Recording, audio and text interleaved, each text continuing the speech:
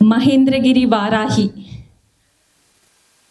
అసలు అమ్మవారి కృప ఉంటేనే మేమంతా కలిసి ఈ మూవీ చేయగలిగామని నేను అనుకుంటున్నా. ఈ మూవీ చేసే ముందు వారాహి అమ్మ గురించి నాకైతే పెద్దగా తెలియదు. ఎప్పుడైతే సంతోష్ సార్ నాకు ఈ అవకాశం ఇచ్చారో, thank you sir, thank you so much.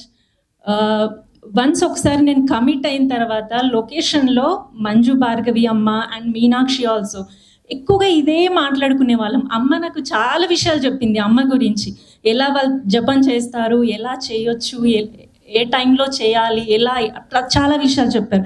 Still నేను కంటిన్యూ అదే అవుతున్నానమ్మా. Thank you so much. ఈ మూవీ షూట్ జరిగినన్ని రోజులు చాలా సరదాగా చేశాము అండ్ కష్టపడి కూడా చేశారు. అంత మంచి సినిమాలో నేను కూడా ఒక మంచి పాత్ర అయినందుకు చాలా చాలా హ్యాపీగా ఫీల్ అవుతున్నాను. థ్యాంక్ యూ డైరెక్టర్ గారు అండ్ మధు గారు, థ్యాంక్ యూ సో మచ్ అండి.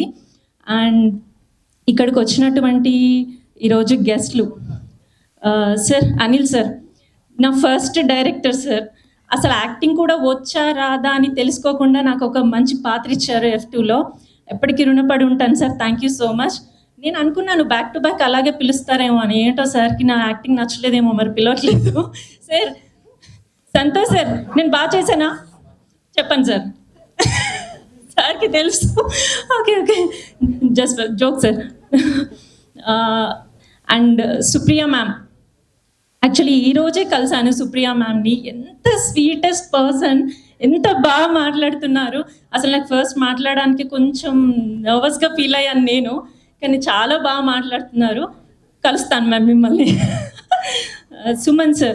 సుమన్ సార్ ఒక 2-3 డేస్ మాత్రమే మేము సార్తో కాంబినేషన్లా చేసాము.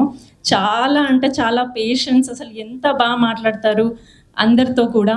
అండ్ నా సహనటులందరికీ కూడా all the best and thank you.